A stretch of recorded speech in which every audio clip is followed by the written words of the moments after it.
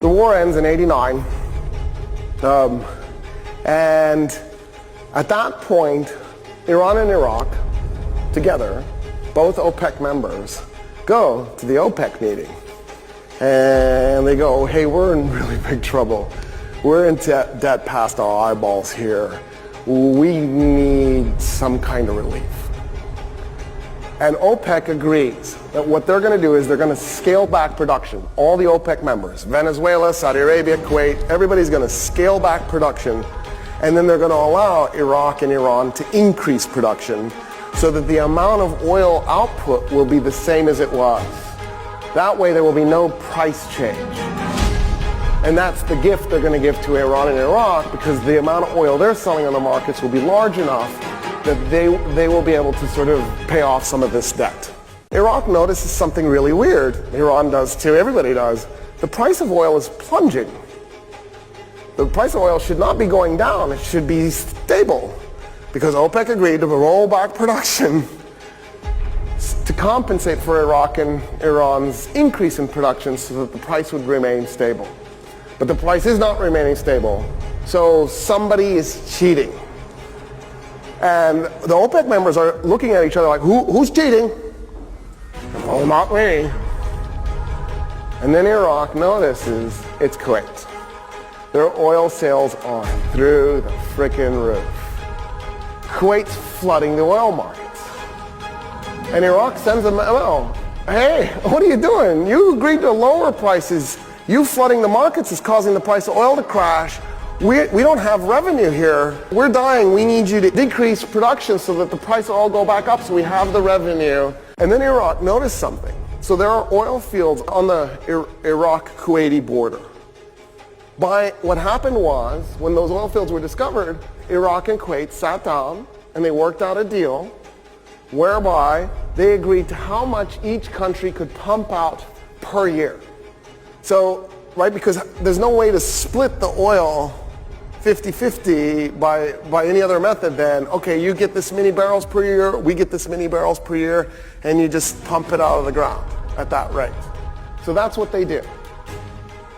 Well, Iraq notices that the wells are going down, the oil levels in the wells are going down at a pace much faster than they ought to be going down if Kuwait is pumping at the right rate. And so Iraq actually starts monitoring this, and it's clear Kuwait is pumping out of their joint wells as fast as they can, and they're breaking the treaty. So Iraq asks for a UN team to come investigate those joint wells to determine whether or not Kuwait is in fact stealing the oil. They know the answer, they just need an unbiased third-party investigation. The third-party investigation concludes that Kuwait was in fact stealing the oil from the joint fields, but that Kuwait in fact was doing something else. The investigative team, the UN investigative team, noticed that there were oil rigs in the desert in Kuwait in places where there were no oil fields. But what they noticed was that nearby, across the border in Iraq, there were oil fields. And so they began monitoring, and they found out that Kuwait was slant drilling underneath the border right into Iraq. So Saddam Hussein asks Ambassador April Glaspie for a meeting, the US ambassador. Ambassador Glaspie shows up, she sits down. There's actually a recording of this. It's really, really grainy. It's terrible quality. And you can hardly tell what's going on, you can hardly tell what's being said, but there's a transcript of what was said. And in a nutshell, Saddam Hussein says, Kuwait is stealing our oil, the UN confirmed it. Here's the evidence. And Ambassador Glaspie goes, yes, the United States believes Kuwait is in the wrong on this. Saddam Hussein goes, I don't know what to do. They're undermining our economy. We can't get back on our feet.